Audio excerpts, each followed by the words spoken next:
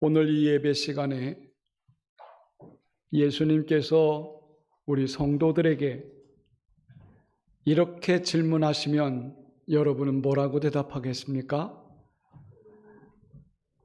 예배에 오신 여러분들이요, 무엇을 구합니까? 이렇게 물으신다면 저는 우리 성도들이 이런 대답을 했으면 좋겠습니다. 주님만 원합니다. 이 고백이 있는 예배 되시기를 축복합니다. 예수님께서는 우리가 무엇을 구하는지 너무나도 잘 알고 계십니다. 요한복음, 마태복음 6장 말씀에 보면 믿는 사람들도 이방인들처럼 구하는 것이 단순하다라고 예수님이 말씀하셨습니다. 목숨을 위해서 먹을 거 구하고 마실 거 구하고 몸을 위해서 입을 거 구한다. 이방인들처럼 너희도 그렇게 구하지 않느냐? 그러면서 예수님께서 하시는 말씀이 염려하지 마라. 여러분, 오늘 무엇을 구하러 예배당에 오셨습니까? 예수님께서는 우리의 구함을 다 아시지만 더 놀라운 것은 사탄 마귀도 우리가 구하는 것을 너무나 잘 알고 있다는 것입니다.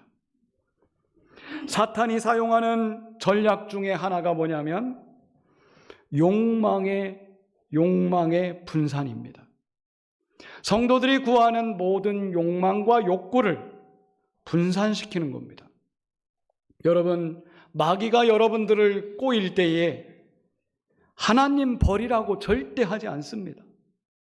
하나님도 잘 믿고 이것도 필요하지 않느냐, 저것도 필요하지 않느냐, 끊임없이 우리의 욕망을 하나님 외에 다른 것을 선택하게 만든다는 것입니다. 때로는 예배당에 잘 나오면서도 그래도 성공도 해야 되고 사람들처럼 즐기기도 하고 사람들처럼 인정받는 것도 너 원하지 않느냐? 끊임없이 우리에게 사탄은 미혹합니다. 사탄의 미혹을 정리한 심리학자가 있습니다. 웨슬로우라고 하는 사람이 인간의 욕구를 5개로 정리했습니다. 맨 밑바닥에는 누구나 생리적인 욕구가 있습니다. 먹을 게 채워지면 이제는 안전의 욕구가 있습니다. 안전해지면 사람들에게 소속하는 사랑의 욕구를 기대합니다. 사랑받는 사람이 되면 사람들이 나를 존중해주고 그런 걸 원합니다. 존중의 욕구가 있습니다. 그리고 마지막 제일 상위에는 그때 자아실현, 그 욕구를 사람들은 갈망한다고 그렇게 분석해 놨습니다. 여러분, 마귀는 오늘 우리에게 가장 밑바닥 욕구들을 거기에 내 마음을 빼앗기게 만듭니다. 결핍을 느끼게 하는 것입니다. 저 사람은 저렇게 많이 가졌는데 나는 이게 뭐야? 그러면서 낮은 단계에서 헤어나지 못하고 결핍을 채우는 데에 시간을 허비하도록 만들고 있습니다. 이런 유혹에 우리 성도들도 노출되어 있습니다. 예수님께서 말씀하셨습니다. 무엇을 구하느냐? 오늘 무엇을 구하느냐? 예수님은 5가지 욕구를 하나씩 구하라 이렇게 말씀하지 않고 최상위 욕구인 영적인 사람이 되어라 라고 말씀하셨습니다. 예수님께서 하신 말씀 중에 너희는 먼저 그의 나라와 그의 의를 구하라. 왜 그런 말씀을 하셨을까요? 먹을 거, 마실 거, 입을 거 염려하지 마라. 너희 하늘 아버지께서 이 모든 것이 너희에게 있어야 할 줄을 아시고 있다. 여러분, 그렇다면 우리는 영적인 것을 구하는 성도가 돼야 되지 않겠습니까? 어느 날 예수님께서 아침나절에 길을 가시는데 요한의 제자 중 2명이 예수님을 따라옵니다. 예수님이 따라오는 제자들을 보면서 무엇을 구하고 있느냐? 이렇게 묻습니다. 그때 이 두 제자가 예수님 어디 계십니까? 어디에 계십니까? 주소를 묻는 게 아닙니다. 예수님의 존재론적 물음입니다. 당신은 누구십니까? 라고 하는 물음을 요한의 제자들이 물었습니다. 그때 예수님께서 하신 말씀이 와서 봐라. 이 두 제자가 예수님 있는 곳에 가서 예수님과 함께 거기 머물러 거하니 때가 10시쯤 되었더라. 오늘 39절에 그렇게 말합니다. 왜 이렇게 자세히 설명하고 있을까요? 두 명의 제자가 예수님과 함께한 시간이 오전부터 오후 4시까지 하루 종일 주님과 함께 동행했다라는 것입니다. 예수님께 무엇을 구하러 왔던 이 두 사람은 자기들의 시간표에 골든타임이 예수님과 함께하는 시간이었습니다. 성도 여러분, 예배를 드리러 올 때 무엇을 기도하며 왔습니까? 주님과 함께하는 골든타임이 되시기를 축복합니다. 오늘 예수님께서 그렇게 물으십니다. 너는 지금 나에게 뭘 구하냐? 잠깐 있다 사라지는 일시적인 만족을 구하냐? 아니면 나와 함께 영원히 함께하는 것을 구하고 있느냐? 성도 여러분, 후자가 되시기를 축복합니다. 현대인들은 끊임없이 갈망을 느낍니다. 현대인들이 가장 갈망하는 것이 뭐냐라고 어떤 분은 이런 설문을 했습니다. 현대인들은 인정 욕구를 갈망한다는 겁니다. 자기가 인정받기 위해서 끊임없이 SNS에서 떠나지 않습니다. 그리고 SNS에 올린 자기 글이 조회수가 몇 개인가, 좋아요가 몇 개인가, 팔로워가 몇 명인가, 이런 것에 집착을 하는 겁니다. 그러면서 끊임없이 인정 욕구에 덫에 걸리면 타인의 시선에 자기가 갇히고 많은 삶을 살게 됩니다. 이런 현상을 포모 증후군이라고 합니다. 이 포모 증후군은 뭐냐면 소외되는 것에 대한 두려움입니다. 남들은 잘 놀고 행복하게 사는데 나만 뒤처지는 것 같은 그런 느낌. 그래서 끊임없이 자기를 편집해서 올려야 되고 남들이 좋아하면 내가 인정받는구나 이렇게 생각하는 거겠죠. 저는 1년 전 성남교회 오기 전까지 수년 동안 매일 아침 시 한 편을 써서 80에서 100명에게 매일 시를 나누는 일을 했었습니다. 여러분, 고단한 일이 아닐 수가 없습니다. 매일 시를 써서 보낸다는 게 쉽겠습니까? 여러분, 그때 저는 나도 모르게 포모 증후군에 걸린 겁니다. 뭔가 누군가가 나를 인정해주면 내 속에서 도파민이 막 생성되고, 그렇지 않으면 내가 뒤처지는 것 같고. 여러분, 성남교회 와서 시 한 편 못 썼습니다. 1년 동안 시가 아니라 저는 성경을 보게 되었습니다. 목사로서 부끄러운 고백입니다. 우리 인간은 끊임없이 내가 인정받는 것을 원합니다. 인정받을 때 내가 살아있구나, 사람들이 나를 알아주는구나, 거기에 만족감을 느끼는 것입니다. 마태복음 4장에 보면 예수님께서 40일 금식을 하고 마귀에게 시험을 받습니다. 첫 번째 시험은 돌로써 떡을 만들어 봐라. 여러분, 생리적인 욕구에 대한 시험입니다. 먹고 사는 문제 아닙니까? 두 번째, 이 마귀가 예수님을 높은 성전 꼭대기로 데리고 와서 뛰어내려 봐라. 천사가 밑에서 받아줄 거다. 여러분, 안전의 욕구입니다. 우리 성도들도 먹고 살만 하면 안전하고 싶어 합니다. 안전의 욕구겠죠. 세 번째, 높은 산 위에 올라가서 마귀가 천하만국을 보여주며 나에게 절해봐라. 그러면 이 천하만국이 너를 칭송할 거다. 인정의 욕구입니다. 예수님은 이러한 기본적인 이 욕구의 시험을 말씀으로 이겼습니다. 성도 여러분, 하나님 말씀만이 나를 늪에서 건져낼 수 있습니다.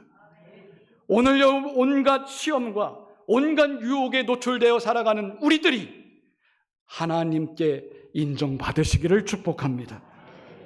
미국의 석유 재벌이었던 록펠러의 실화입니다. 록펠러는 젊은 날 석유를 발견해서 떼부자가 됐습니다. 말 그대로 세계에서 가장 큰 갑부가 되었습니다. 어느 날 기자들이 몰려와서 록펠러에게 물었습니다. 록펠러 씨, 얼마나 더 많은 돈을 모아야지 당신은 만족합니까? 여러분, 그때 록펠러가 대답한 얘기가 이겁니다. 조금만 더, 조금만 더. 여러분, 조금만 더 벌면 자기가 만족할 수 있겠다. 록펠러는 53살에 세계 제1부자가 되었어도 그는 불치병에 걸려서 의사로부터 사형 선고를 받았습니다. 죽음의 문턱에서 이 사람이 깨달았습니다. 내가 악착같이 벌면 뭐하나. 이제 나누는 삶을 살아야 되겠다. 하나님 앞에 각오하고 베푸는 삶으로 전환했습니다. 그는 건강하게 98세까지 장수하다가 하나님의 부르심을 받았습니다. 여러분, 이 시화를 통해서 우리가 뭘 느낍니까? 하나님이 원하는 거, 우리에게 원하는 게 뭘까요? 여러분, 무엇을 지금 구하고 있습니까? 저는 오늘 이 말씀을 마무리하면서 마가복음 10장과 요한복음 4장의 이야기를 통해서 우리가 그 답을 찾아보고자 합니다. 마가복음 10장에는 어느 날 예수님이 여리고라는 동네에 계시다가 이 동네를 벗어날 때쯤의 일이었습니다. 동네를 벗어나려고 하는데 앞을 보지 못하는 시각장애인이 거지가 되어서 동냥을 하고 있습니다. 그런데 이 장애인 거지에게 소문이 들려왔습니다. 예수님이 여길 지나간다는 겁니다. 예수님이 지나가는 그 순간에 시각장애인인 바디메오라고 하는 사람은 소리를 지릅니다. 다윗의 자손 예수여, 저를 불쌍히 여겨주십시오. 저를 불쌍히 여겨주십시오. 사람들이 시끄럽다고 조용히 해. 그렇게 해도 더 크게 소리를 지릅니다. 예수님이 가던 길을 멈추시고 불러와라. 그때 이 바디메오가 겉옷을 다 버리고 뛰어 일어나 예수께 나아왔다고 성경은 기록합니다. 여러분, 예수님 앞에 도착한 이 바디메오, 이 사람을 보면서 예수님이 이렇게 말합니다. 내가 너에게 무엇을 해주기를 원하느냐? 이렇게 묻습니다. 오늘 우리에게도 똑같습니다. 무엇을 해주기를 원하느냐? 그때 바디메오가 하는 말이 제가 보기를 원하나이다. 우리 성경에는 이렇게 간단하게 나와 있습니다. 그러나 새 번역과 새 한글 성경에 보면 번역이 좀 다릅니다. 내가 다시 보기를 원하나이다 이렇게 써 있습니다. 여러분, 다시 보기를 원한다는 것은 이 사람이 그동안 눈을 떴을 때는 헛된 인생을 살아왔겠죠. 그런데 이제 다시 보면 제가 새롭게 살아보겠습니다. 이거 아니겠습니까? 그 말을 할 때 예수님께서 네 믿음이 너를 구원하였느니라 그랬습니다. 여러분, 이 사람이 눈이 떠졌습니다. 그리고 곧바로 한 게 뭡니까? 곧바로 한 거 다 버리고 주님을 따르기 시작했다라고 그랬습니다. 성도 여러분, 여러분들이 지금 무엇을 구합니까? 여러분들이 믿음으로 구하고 있습니까? 하나님이 나를 이거 해주시면 내가 어떻게 하겠다고 결단하고 구하고 있습니까?